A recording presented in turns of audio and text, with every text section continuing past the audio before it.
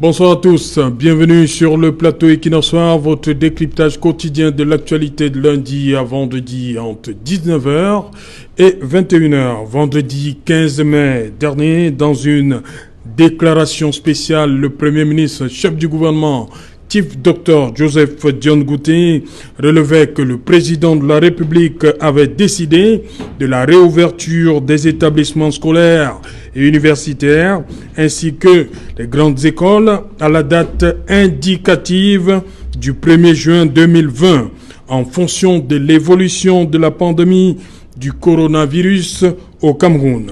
Cela ne fait pas de doute que la fermeture des établissements scolaires à la veille de leur réouverture, le pays a enregistré de nouvelles contaminations, ce qui a fait dire au ministre de la Santé que le pays est dans une phase compliquée de la pandémie. C'est dans ce contexte où le taux de reproduction du Covid-19 est dans une phase croissante que l'école s'apprête à reprendre. Une décision qui forcément divise. Les syndicats d'enseignants du secondaire, sans être opposés à une reprise des cours, demandent néanmoins qu'un certain nombre de préalables soit satisfait avant lundi prochain. Une position qui trouve un écho favorable auprès de certaines formations politiques. L'union sacrée de toutes les forces vives de la nation pour combattre la pandémie et appelée de tous ses voeux par le président de la République dans son discours à la nation le 19 mai dernier, serait-elle menacée? Madame, Monsieur, tout à l'heure à 20h, c'est la grande édition d'information qui vous sera présentée une fois de plus par Cédric Nouffelé. Tout de suite après, ce sera le débrief du journal et tout de suite, le fait du jour.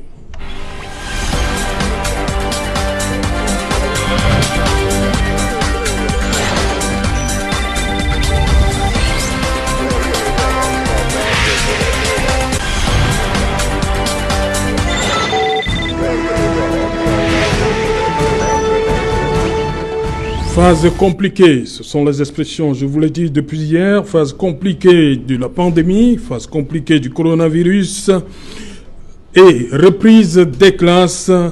Qu'en pensent les politiques aujourd'hui? Pour en parler, nous sommes justement avec les politiques et le premier à intervenir. Bonsoir Valérie Mandégué. Bonsoir Monsieur Otou, bonsoir aux millions de téléspectateurs qui suivent la chaîne Equinox. Un bonsoir chaleureux aux populations d'Enyété.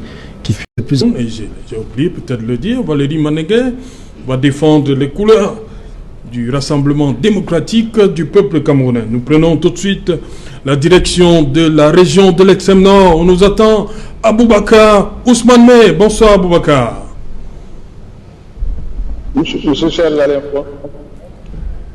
Voilà, vous êtes le président de l'ANC, Alliance nationale camerounaise. Voilà. Aujourd'hui, vous voyez, le titre, il est là, phase compliquée du Covid. C'est le ministre Manaouda qui l'a dit hier. Et l'école doit absolument reprendre lundi. Votre analyse de cette situation? Bon, alors, bonsoir à tout le plateau, bonsoir à vos téléspectateurs. Et ce sujet me paraît assez sensible, hein. Parce qu'on ne peut pas s'impliquer là-dedans sans avoir les statistiques. Le gouvernement a suffisamment d'éléments pour pouvoir donner, n'est-ce pas, son avis.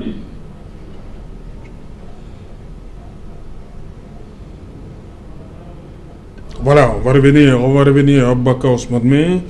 Voilà, je commence par vous, hein, Valérie Mandégué. Le gouvernement a des éléments nécessaires qui font en sorte qu'il maintienne cette reprise des classes pour lundi prochain, alors que le taux de contamination ne fait que grandir.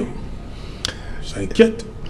Écoutez, monsieur Otou, vous l'avez dit en entame du programme, vous avez parlé d'une date indicative. Voilà. Et il vous souvient très bien, que le Premier ministre, chef du gouvernement, lorsqu'il s'était adressé aux forces vives de la nation, et lorsqu'il avait pris une autre batterie de 19 mesures, avait bien indiqué que la reprise des classes se fera en fonction de l'évolution de la pandémie. Et vous savez ici que dans le cadre qui est celui de la Covid-19, nous avons des spécialistes, nous avons des chercheurs, nous avons des scientifiques qui peuvent le mieux nous édifier sur la question. En ce qui concerne ce qu'il est fait, c'est vrai que vous avez donné la position des syndicalistes, mais je voudrais relever ici que le 23 mai, l'association des parents d'élèves et d'étudiants, le bureau national de l'association des parents d'élèves et étudiants, et parents d'élèves et enseignants s'est réuni à Yaoundé. Et au sortir de leurs travaux, ils ont mis en place un certain nombre d'initiatives qui allaient du financement d'1,5 million de masques pour pouvoir permettre à nos enfants de repartir à l'école en toute quiétude. Et à côté de cela, il y a le ministre des Enseignements secondaires, Madame Nalova, qui a, par voie de courrier, fait une adresse à l'endroit du ministre de la décentralisation et du développement local, lui demandant l'apport des collectivités territoriales décentralisées dans le cadre de la reprise des cours, en ce qui concerne la désinfection des salles de classe dans lesquelles les enfants vont reprendre des cours.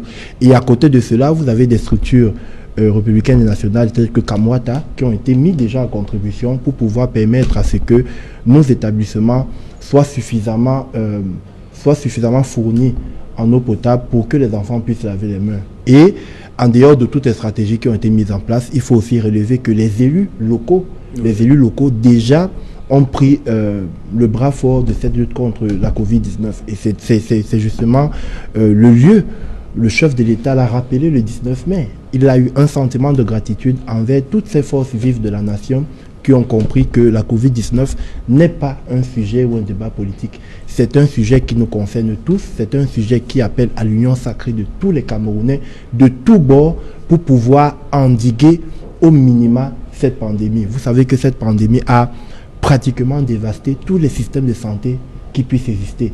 Donc, les plus performants. Voilà, plus performants que le nôtre. Mais au niveau de notre pays, nous avons essayé tant bien que mal de pouvoir mettre en place une structuration qui nous permette aujourd'hui de pouvoir endiguer. Et juste pour chuter sur la question, le respect des mesures barrières reste incontournable dans la lutte contre cette pandémie. Nous devons travailler, nous les politiques, à sensibiliser. Nous devons travailler, nous les politiques, à communiquer à la grande masse l'importance du respect des mesures barrières. Parce que, dites-vous bien, monsieur Otou, jusqu'aujourd'hui, malgré tout ce qui a été mis en place en termes de booking de communication, nous nous rendons compte toujours que un certain nombre de concitoyens ne prennent pas encore la mesure de la maladie. Parce que c'est le citoyen discipliné qui est une barrière contre la Covid-19. Il est important de le dire, de se laver les mains, d'observer la distanciation sociale, comme vous le faites ici sur ce plateau, et de pouvoir mettre en place toute une batterie de mesures, que ce soit dans nos domiciles, jusqu'à nos lieux de travaux, pour pouvoir endiguer au maximum cette situation. Donc, par rapport à ce que vous avez indiqué, j'ai donné ici quelques éléments qui montrent effectivement que le gouvernement de la République est à pied d'œuvre pour pouvoir donner un retour de classe avec quiétude aux parents. Maintenant, comme on l'a dit, d'ici lundi, les choses peuvent évoluer dans un sens ou dans un autre. Voilà. Mais il faut qu'on le sache, il faut qu'on se rappelle que les premiers ou les premières personnes qui ont fait l'effet du confinement étaient nos enfants. Parce que l'objectif et le souci du chef de l'État était de protéger la vie de nos enfants. Ça, c'était les premiers, lorsqu'on parlait de la fermeture des écoles, de la fermeture des universités, c'était les premiers et ça allait dans ce sens. Et nul doute que les décisions qui seront prises de façon graduelle d'ici le 1er juin iront toujours dans le sens de la recherche de la protection de la santé de nos enfants. Ok, on va donc repartir dans le département du Diamaré, région de l'Extrême-Nord, pour retrouver Aboubacar Ousmane. Mais, allez-y. Oui, on a été coupé. On a été coupé, oui. Alors, je disais tantôt, parti, et suffisamment de statistiques. L'obésité gouvernementale a donc tout confisqué. Nous avons une pléthore de parlementaires, une pléthore de la chambre basse et la chambre haute. Vous avez un gouvernement bourré militants du RDPC, c'est eux qui sont les détenteurs en réalité, n'est-ce pas, des vrais chiffres.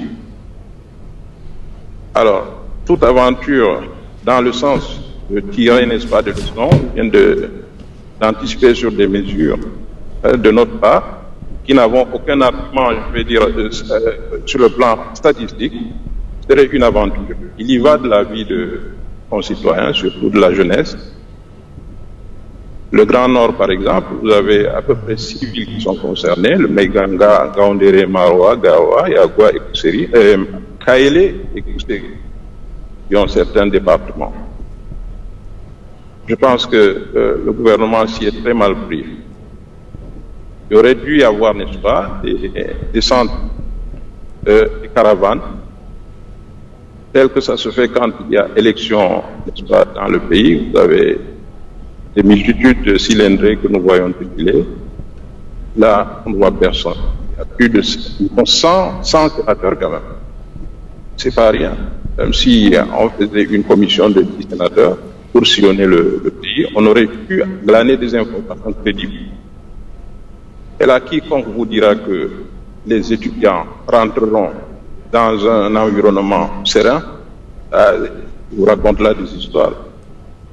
Donc moi, je suis pour une rentrée saine, propre et je vais dire rassurante. Mais les conditions ne sont pas réunies. Je suis actuellement à Maroua.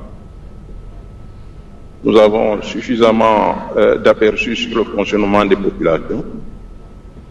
Et les mesures barrières, c'est qui peut le faire ici. Vous allez dans des coins. Voilà, des petits soucis techniques avec Aboubakar, Maître Fidel Djoumbissi, on l'a subi. Il ne semble pas être rassuré du tout.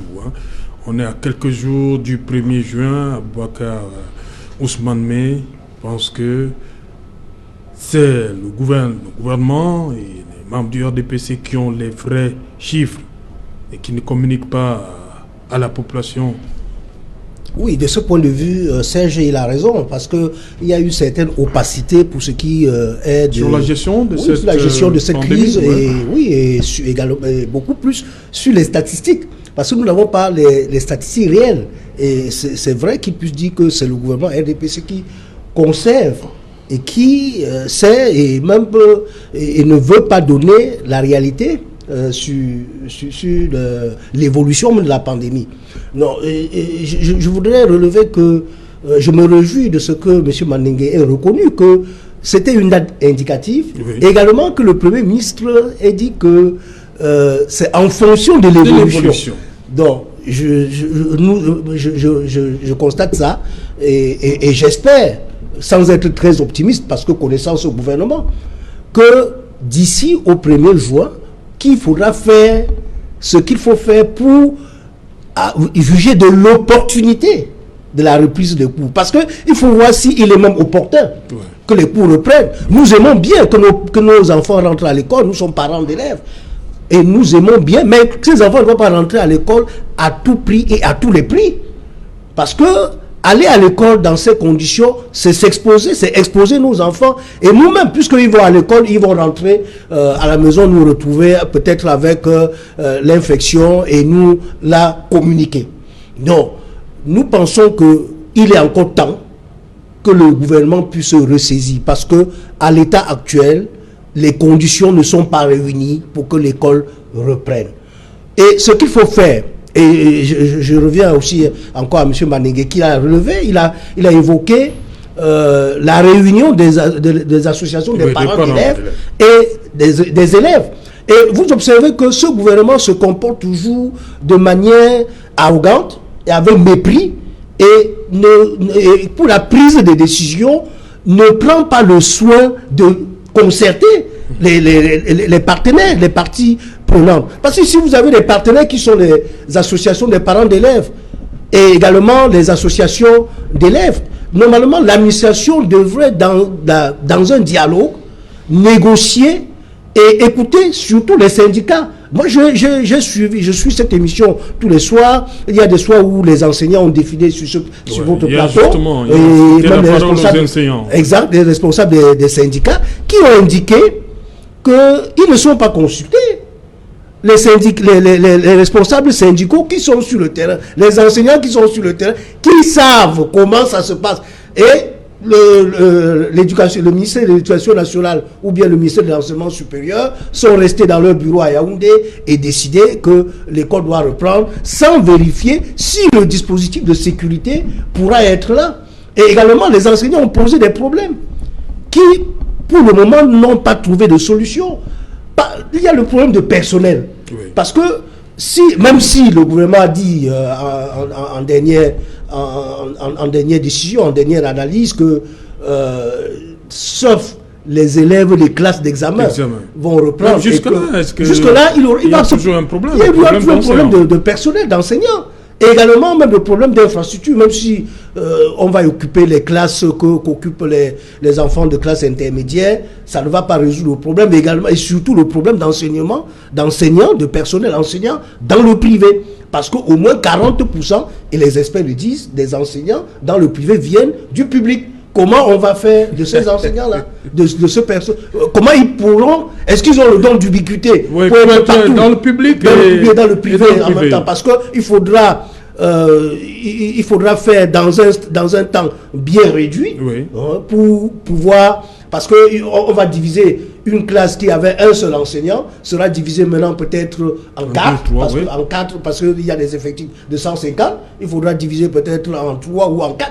Et là, ça nécessite d'enseignants. Et le même enseignant qui enseignait dans cette classe de 150, qui est éclaté en 4, est également engagé dans les établissements privés, et parfois plusieurs établissements privés. Comment est-ce qu'on doit coordonner? Donc, c'est dans le cadre de la concertation avec les partenaires, les parents d'élèves, les syndicats, les enseignants, qu'on peut harmoniser et voir si les conditions sont réunies, et on demande aux enfants de rentrer en classe. Et si les conditions ne sont pas réunies, est-ce qu'il faut absolument que les élèves rentrent en classe?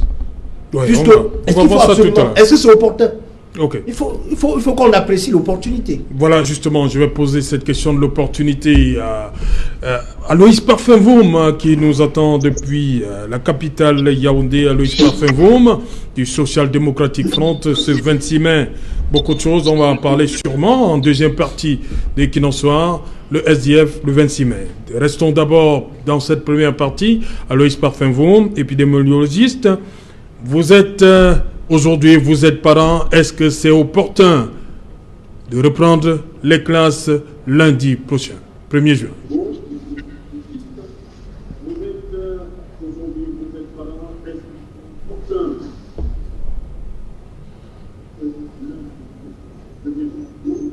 Bonsoir à tous les téléspectateurs, bonsoir à tous ceux qui sont sur le panel, bonsoir à mon ami Ousmane May au niveau de l'extrême nord. Bonsoir à tous les militants du SDF qui fêtent leur 30e anniversaire. Le débat, il est actuel, il est permanent en période d'épidémie, parce que les épidémies ont ceci de particulier, c'est qu'elles font peur, elles arrivent par surprise et généralement elles trouvent des États toujours pas préparés. Et c'est ce qui est arrivé dans le monde et principalement en Afrique et au Cameroun. Maintenant, il y a une problématique, celle de la rentrée scolaire, et effectivement, le débat concerne pratiquement tous les États dans le monde, parce qu'on se demande, est-ce qu'on va privilégier la santé des enfants, alors il faut boucler absolument les programmes. Le débat actuellement se déroule au Bénin, au Ghana, en Côte d'Ivoire, dans tous les pays africains, surtout les pays qui ne s'étaient pas préparés en termes de gouvernance scolaire, en termes de gouvernance sanitaire, en termes de gouvernance économique, sont les plus dévastés dans cette épidémie. Parce que je vais vous prendre un cas, dans un lycée que je connais particulièrement, il y a 200 élèves en première, et cette première, il y a une dizaine de premières. S'il fallait qu'on assure la distanciation sociale, il faudrait à peu près 60 nouvelles classes, parce qu'on parlait dans un premier temps de 24 élèves par classe. Or, en réalité, plusieurs personnes, plusieurs gouvernements n'étaient pas préparés à ce genre de situation. Maintenant, est-ce qu'il est opportun? Je dois aussi rappeler que dans un premier temps, le Premier ministre avait dit que la rentrée concernerait tout le monde. C'est-à-dire que vers le 16 avril, la première annonce concernait tout le monde. Un mois plus tard, compte tenu des envolées des chiffres, on a réduit aux classes qui étaient uniquement celles d'examen. Et aujourd'hui, on se rend compte qu'en moins de 2 semaines, on est passé de pratiquement 2000 à 3000 cas. Est-ce qu'il va falloir continuer à penser que la rentrée scolaire pourrait avoir lieu? Il y a vraiment de l'embarras, et que ce soit les chercheurs, que ce soit les politiques, il faut encore réfléchir. Est-ce qu'un parent serait fier d'avoir un enfant qui pourrait avoir un diplôme, mais qui rentre malade à l'école? Je crois donc que le gouvernement a proposé un certain nombre de mesures pour réajuster un peu, notamment la réduction des effectifs dans les classes, les mesures barrières, les thermoflash, et aujourd'hui, ce que je pense, c'est que cela sera difficilement applicable. D'ailleurs, demain, dans le cadre de l'association des anciens d'un lycée auquel j'appartiens, va donner à ce lycée, nous nous sommes rendus compte qu'il y avait encore beaucoup d'insuffisances, beaucoup de réserves, et ce qu'on reproche au gouvernement, c'est surtout son unilatéralité dans les décisions. C'est ce que quelqu'un vous a rappelé là avec les syndicats qui vous disent que non seulement ils ne sont pas en sécurité, mais en plus de cela, toutes les mesures n'ont pas été remplies. Est-ce qu'elles seront faites avant les 4 ou 5 jours qui nous restent? C'est une interrogation.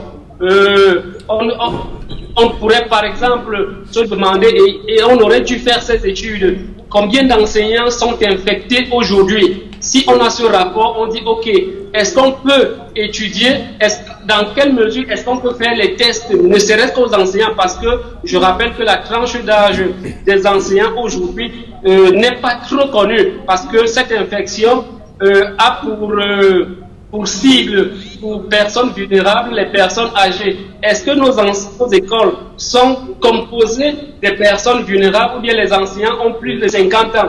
Là, si on avait répondu à ces questions, on pouvait se dire, ok, si c'est cette tranche de personnes, il va falloir faire des tests au préalable. Mais une fois de plus, il y a un problème de tests qui se pose et on ne le dit pas suffisamment. On n'arrive pas à faire les tests de masse, on n'arrive pas à faire des tests sérologiques pour tout le monde, et cela pose véritablement un problème dans les chiffres. D'ailleurs, là, c'est en tant qu'épidémiologiste, nous avons constaté qu'il y a eu 100 erreurs qui ont été commises depuis le début de cette crise. Ces erreurs sont de divers ordres que nous allons détailler au fur et à mesure. Donc, globalement, c'est un dilemme, il faut le reconnaître. D'un côté, est-ce qu'il va falloir envoyer les enfants à l'école? De l'autre, est-ce qu'il va falloir assurer d'abord la santé ou bien la prévention? Dans d'autres gouvernements, certains ont décidé d'envoyer les enfants à l'école, mais à condition que le minimum soit fait en termes de distanciation sociale, en termes de port de masque, en termes d'éducation même à la maison. Parce que imaginez que dans un lycée ou bien dans un établissement, qu'on dit que les enfants, comme ils s'amusent, on dit que tel a le coronavirus, ou bien la coronavirus. Voilà, je crois que l'Académie a tranché. Valérie Mandengue, il y a ce problème. Les syndicats d'enseignants ont proposé au Premier ministre qu'il faut organiser les examens à la base de la couverture à jour des programmes.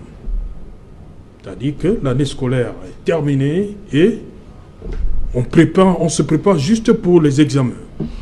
Que de renvoyer les enfants à l'école.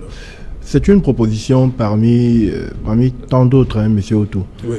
Il vous souvient, vous avez relevé cette question ici et un autre panéliste l'a aussi relevé, la question concernant les chiffres. Oui. Vous savez, c'est un débat, c'est un éternel débat Et la guerre des chiffres ne réside pas qu'au Cameroun. Il vous souvient ce scandale qui avait éclaté en France parce que les chiffres contenus dans les EHPAD n'étaient pas pris en compte.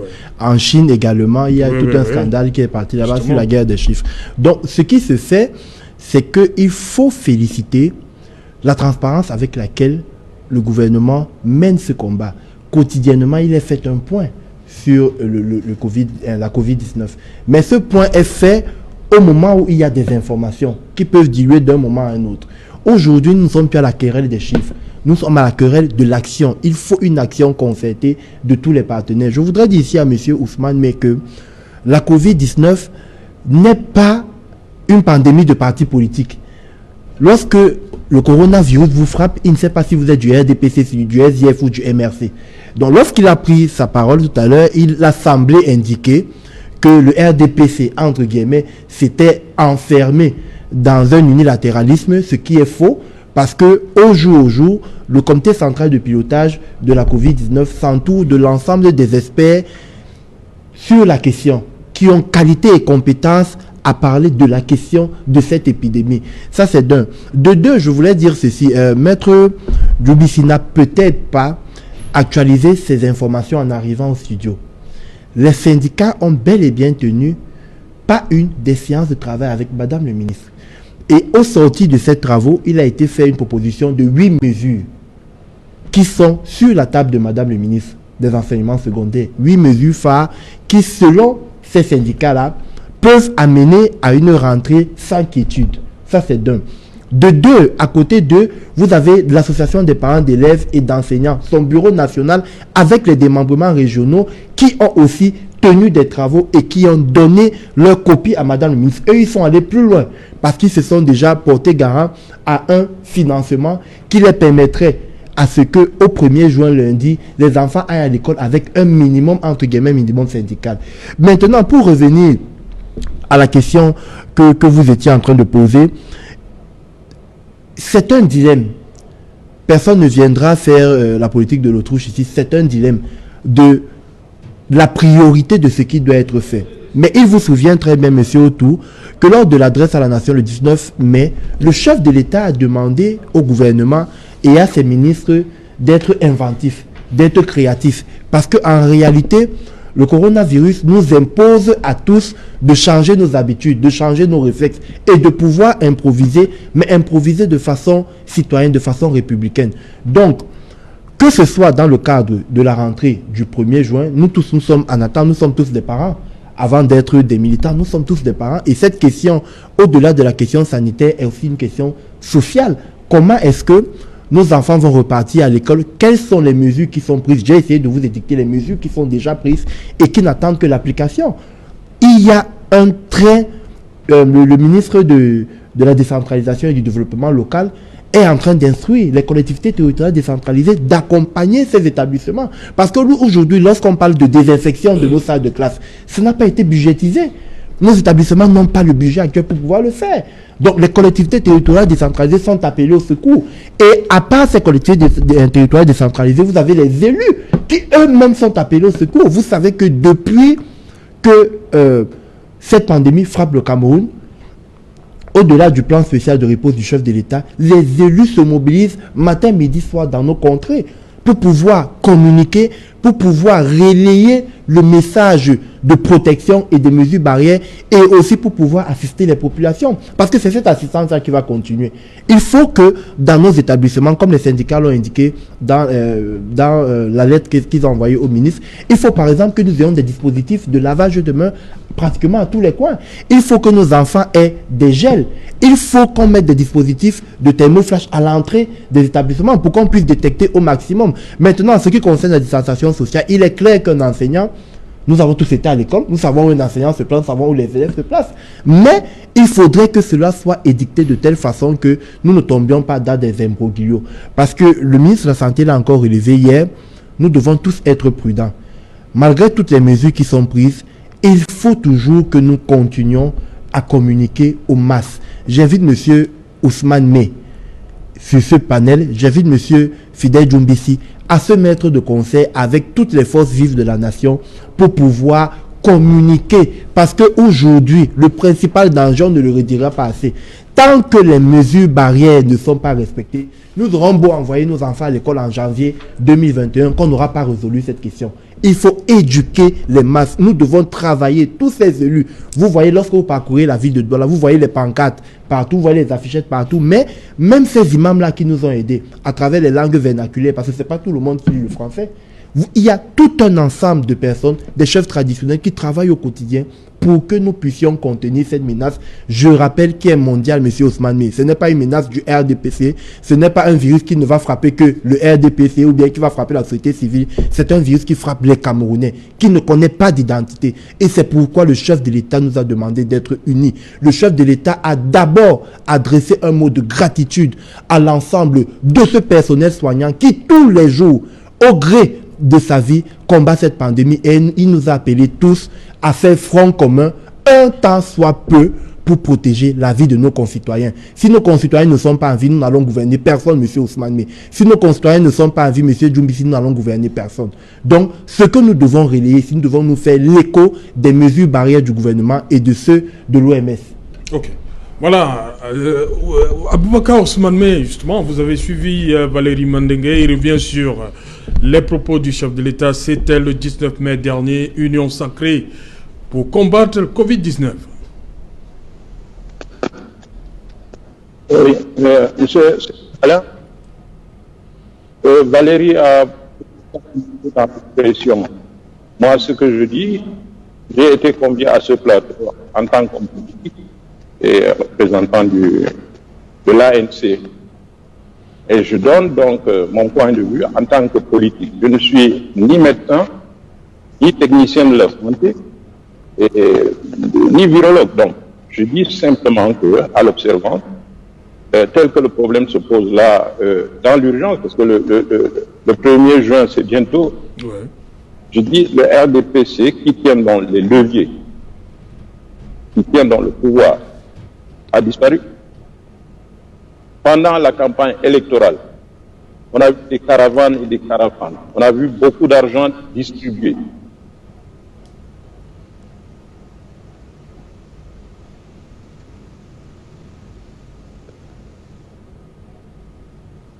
Donc, je reviens, on a été interrompu, mais je reviens là-dessus.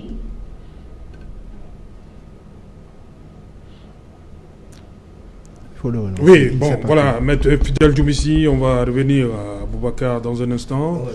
Valérie Mandengue semble dire que cette union sacrée va voler en éclats, semble voler en éclats par rapport à cette reprise des cours qui est prévue lundi. Non, nous ne souhaitons pas que l'union sacrée... Que les partis politiques vont maintenant en rang dispersé. Non, nous ne souhaitons pas que l'union sacrée vole en éclats. Nous sommes pour la conjugaison des forces pour venir à bout de cette pandémie. Et nous avons remarqué que c'est plutôt le gouvernement RDPC qui... Est-ce qu'il y a vous pensez qu'il y a une confiscation de la part de... Vous regrettez tout à l'heure que les syndicats n'aient pas été consultés. Hein, avant cela, je voulais dire que c'est le gouvernement RDPC qui est en train de fragiliser l'union sacrée. Parce qu'il n'y a pas plus tard que 3 jours que dans le sud, les bénévoles de SCI, Survivre Cameroun, Cameroun Survivor Initiative, ont été arrêtés. Vous n'allez pas ouvrir ce débat ici. Vous n'allez pas ouvrir ce débat, gratuitement les masques et les gels hydroalcooliques. Et ils sont également en train de s'organiser au cas où le gouvernement décide d'envoyer les enfants à l'école, d'aller également leur distribuer ces éléments de mesures barrières, parce que les cache-nez et les gels hydroalcooliques sont des éléments importants de mesures barrières, comme a relevé M. Mandengue. Nous sommes conscients de cela, M. Mandengue, qu'il faut respecter les mesures barrières, mais il faut avoir les moyens pour respecter les mesures barrières. Nous savons que peut-être laver les mains, c'est très facile, et même jusque-là, parce que l'eau n'est pas aussi la denrée la plus disponible chez nous, et même si vous avez distribué quelques morceaux de savon, c'est pas suffisant. Ailleurs, on a distribué de l'argent aux familles démunies pour faire face. Je prends l'exemple du Sénégal, où chaque famille démunie a reçu 184 000. Et vous savez ce qui s'est passé au Sénégal, allez jusqu'au bout. Dites ce qui s'est passé au Sénégal. Au moins là-bas, au moins là-bas, ils ont distribué. Non. Et ce qui démontre qu'ils ont une riposte efficace. Et ici, chez nous, nous n'avons pas de riposte efficace. Le gouvernement RDPC, seulement, gère la crise de façon tatillonne et pas à coup. C'est-à-dire, lorsqu'il y a un problème, il court chercher pour voir comment on peut régler. Alors qu'ailleurs, on a vu comment on a budgétisé. Vous avez relevé tout à l'heure qu'il n'y a pas de budget. Le budget pour gérer cette crise ne doit pas relever du budget qui a été prévu pour 2020. Je suis désolé, M. Manengue. On devrait avoir un budget spécial, comme on a vu partout les pays faire, et qu'on ne voit pas votre chef, celui qui devait être là pour établir un budget pour répondre à cette crise. En Côte d'Ivoire, par exemple, on a décidé de 800 milliards et au Sénégal, c'est 1000 milliards. Lorsque vous évoquez les collectivités territoriales décentralisées pour dire qu'ils vont avoir une charge supplémentaire et vous ne leur donnez pas les moyens pour le faire, vous croyez qu'ils pourront le faire? Monsieur nous ne pensons pas. Vous voyez que vous politisez. Vous politisez. Ne me perturbez pas, monsieur. Mais vous n'êtes plus dans le sujet. Tout ce qui nous suit, vous vous êtes écarté. Il est en train de s'écarter progressivement du sujet. Je peux vous répondre sur Civival, je peux vous répondre sur le Sénégal, mais c'est pas la question qui nous intéresse ici, monsieur Dubé. Sur la prise des cours. Oui, j'ai posé la question de savoir est-ce que l'union sacrée n'est pas en train de voler en éclats par rapport au 1er juin. Je dis, Serge Alain, pour qu'il y ait reprise de cours, il faut que les conditions soient réunies. Oui. Et pour que les conditions soient réunies, il faut mettre à la disposition des établissements scolaires les moyens adéquats. Et lorsque nous observons que les moyens adéquats ne sont pas réunis, nous doutons de ce que la rentrée scolaire pourra être dans des conditions paisibles.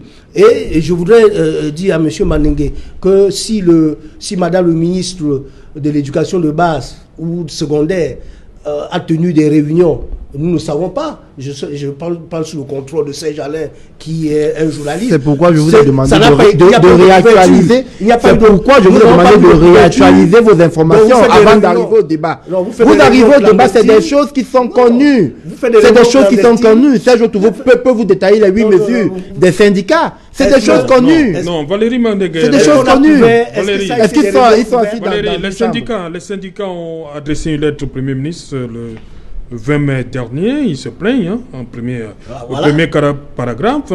Ils pensent que la décision de reprise des cours du 1er juin a été adoptée de façon unilatérale, sans consultation des autres parties prenant l'éducation.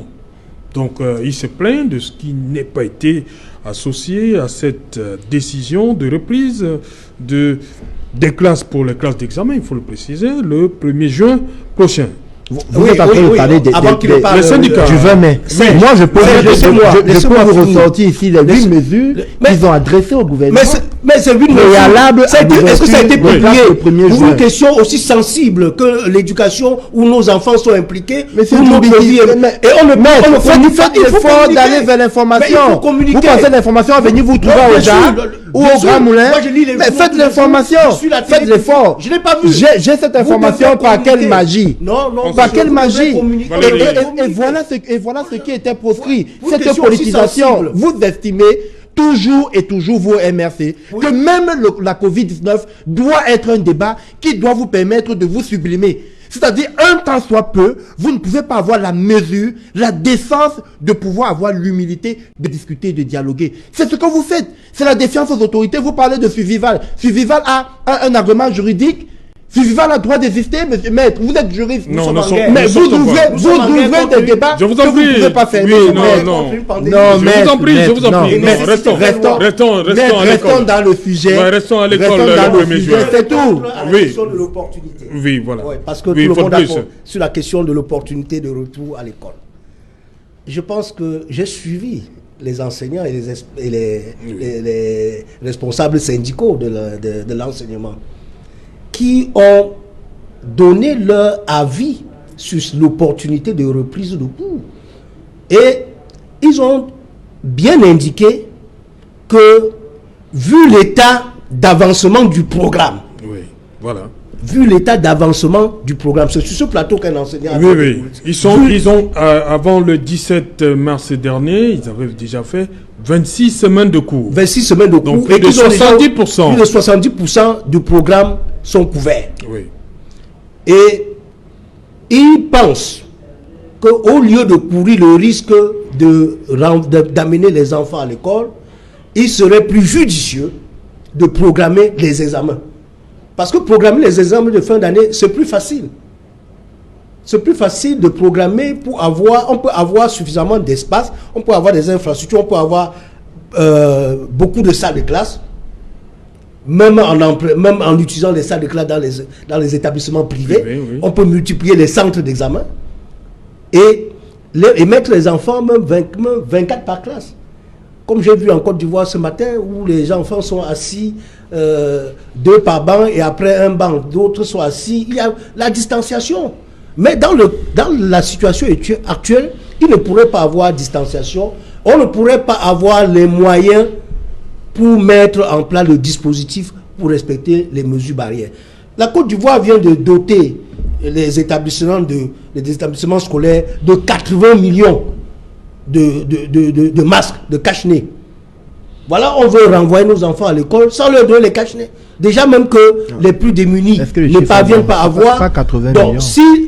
si les parents eux-mêmes qui sont démunis ne peuvent pas s'acheter les masques, ils ne pourront pas acheter à 10 enfants et parfois même plus.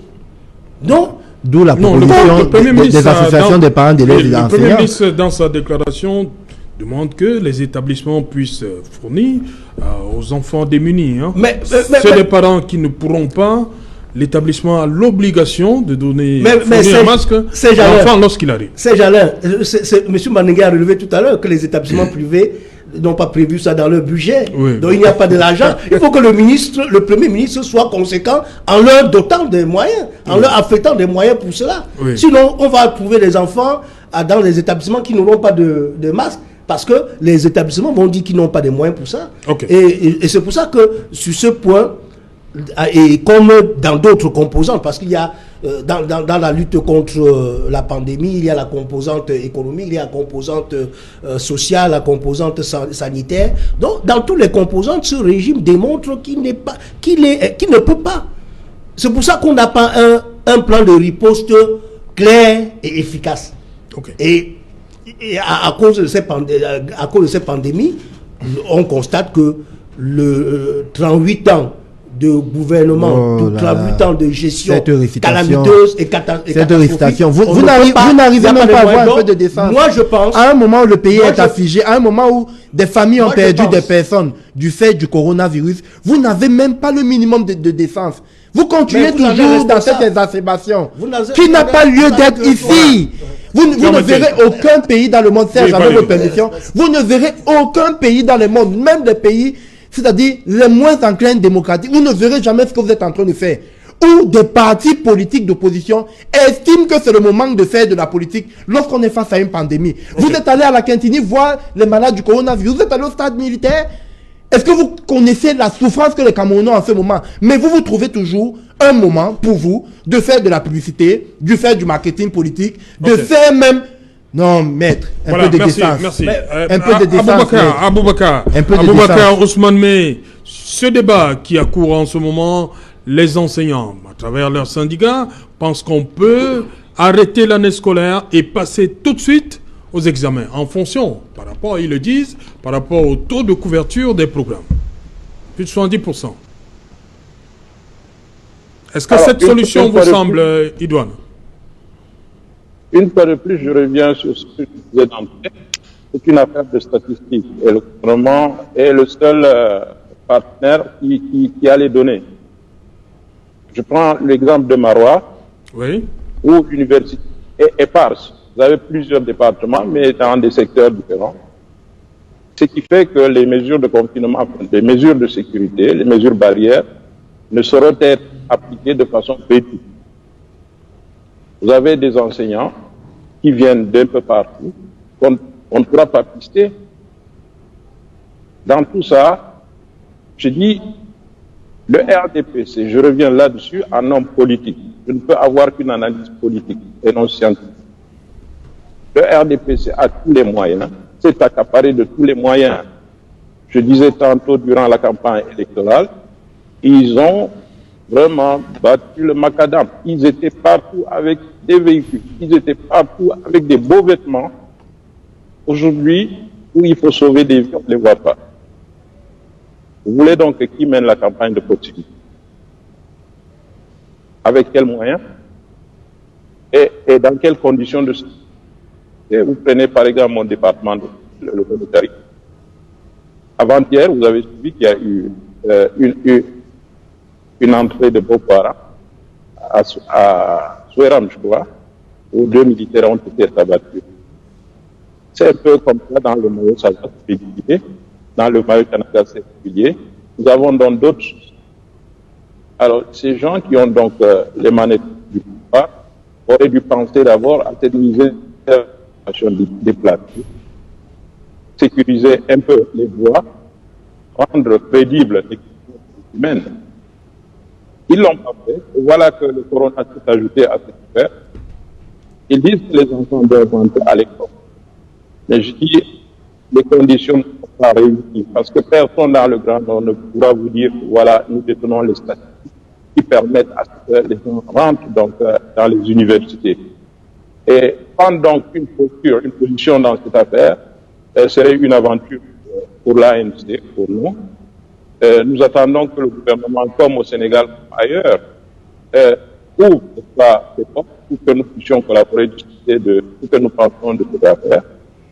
C'est vraiment triste pour tout le monde. M. Valéry le dit si bien.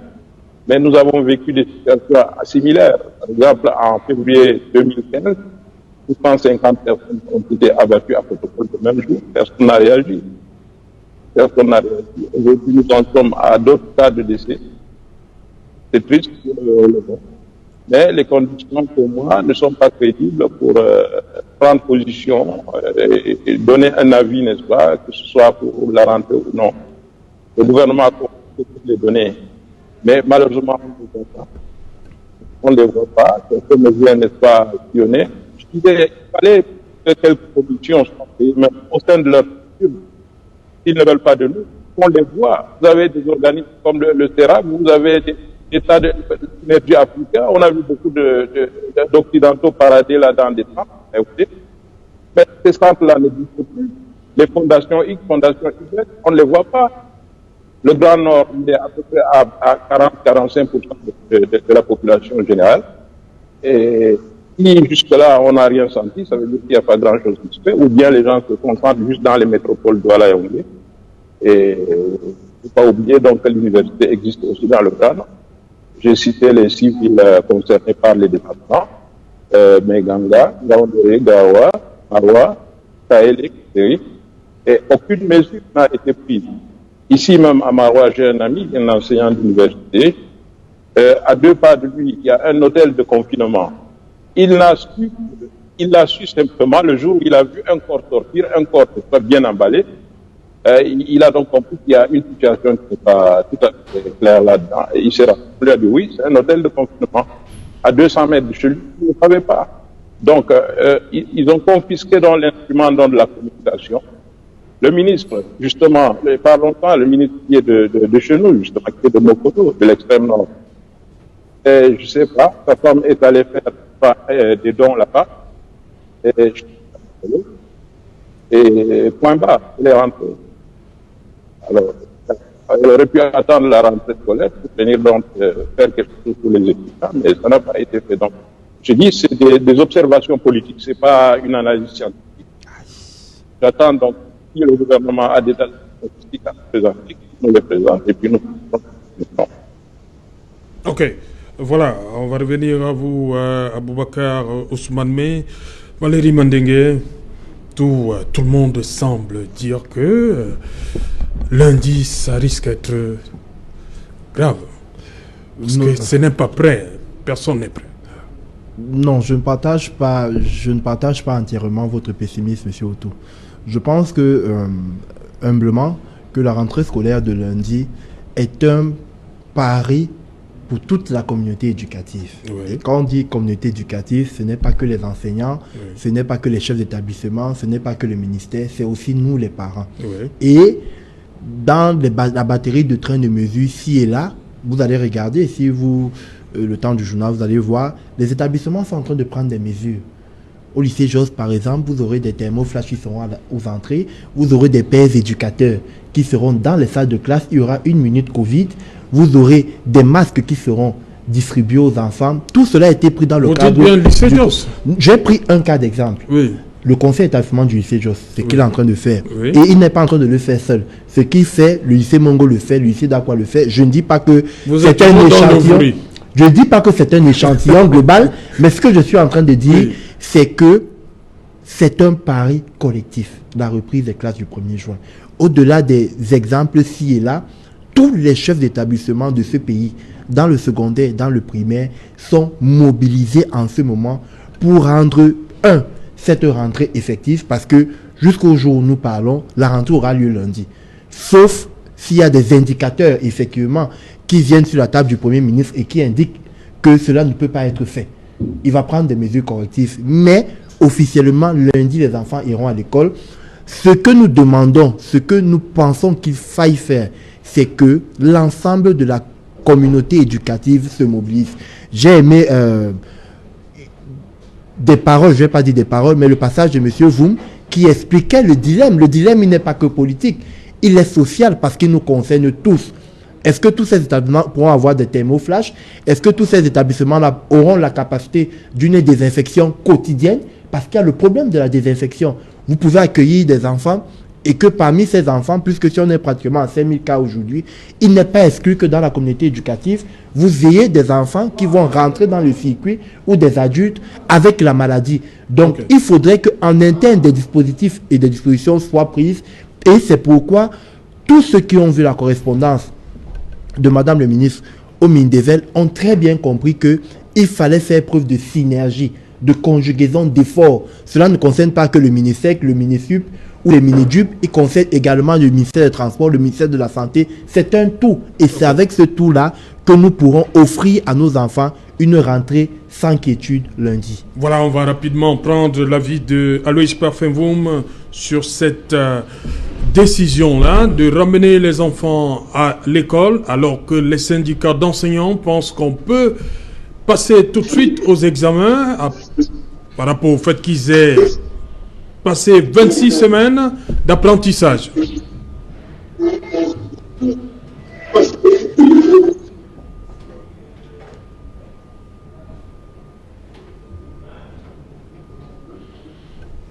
Oui, écoutez, c'est possible. Ça s'est fait ailleurs. Il n'est pas exclu d'ailleurs que à la dernière minute, après une évaluation réelle, que cette date soit une fois de plus reportée ou alors annulée et qu'on passe directement aux examens. Donc il y a un pays en Afrique où on a fait l'évaluation des 2 trimestres et puis on a fait après la Covid, il faudra tirer les leçons de nos différentes expériences pour savoir si après, avec un virus, est-ce qu'on a passé le temps de développer ou alors on passait le temps à s'améliorer? Parce qu'il peut arriver qu'à un moment on soit obligé d'être confiné pour 3 mois d'avance. Or, on n'a pas développé suffisamment la nation à passer le temps dans des intrigues, dans des arrestations. Finalement, on est coincé lorsque comme celle-ci il est important qu'on réfléchisse pour la rencontre de personne. Et si on fera de mieux dans le public. Voilà, on a de la peine à suivre Loïs Parfenvoum. Maître Djoubessi, est-ce que vous pensez que d'ici le 1er juin, quelque chose peut se passer? Je ne pense pas. Je ne suis pas optimiste compte tenu de des éléments que j'ai indiqués tout à l'heure, que le gouvernement n'a pas suffisamment de moyens pour assurer une rentrée scolaire en sécurité. Les moyens, c'est de mettre le dispositif pour le... Voilà pourquoi je demande donc, est-ce que vous pensez que d'ici le 1er juin, le gouvernement peut décider, comme ça, de reporter, que l'on passe tout de suite aux examens de fin d'année? Nous espérons... Pas de reprise. Nous espérons que ce gouvernement, pour une fois, va être conscient des dangers que pourront courir nos enfants et nous-mêmes, et revenir à la raison pour prendre une décision d'organiser seulement les examens. Et moi, je pense, Serge, que ce n'est pas la première fois dans notre pays qu'on organise les examens de fin d'année sans avoir couvert les programmes. Et on a connu dans ce pays des périodes de troubles où on n'a pas déclaré l'année blanche, oui. Et qu'on a même on a organisé les examens sans qu'on ait couvert même 50% des programmes. Merci, merci Maître Fidèle Doumbissi. C'est l'heure du journal dans un instant. Une place de pub et ce sera 20h avec Cédric Noufélé. Après.